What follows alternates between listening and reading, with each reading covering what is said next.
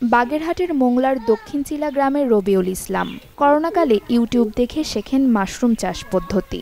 এরপর ২০২৩ সালে নিজ বাড়িতে ছোট পরিসরে শুরু করেন মাশরুম চাষ। পাশাপাশি কেঁচো সারও উৎপাদন করছেন তিনি। মোংলায় প্রথমবারের মতো মাশরুম চাষ ও কেঁচো সার উৎপাদন করে ব্যাপক সাড়া ফেলেছেন রবিউল।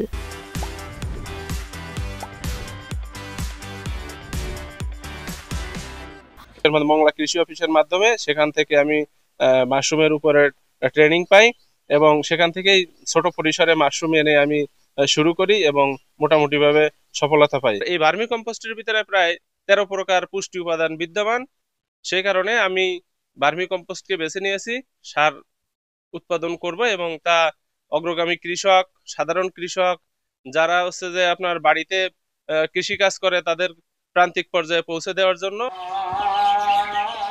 রবিউলের এই সাফল্য দেখে অনেকেই আগ্রহী হচ্ছেন মাশরুম চাষে। আমরা আসলে চাই এই রবিউলের দেখায় আসলে ও স্বাবলম্বী হচ্ছে এবং আমরা যারা এলাকার যুবক তাদেরও আমাদের চিন্তা আছে যে ও যেভাবে করছে যে আমরা কিছুটা করতে পারি। সরকারি বেসরকারি সহায়তা পেলে বাণিজ্যিকভাবে মাশরুম চাষ শুরু করার আশা রবিউলের।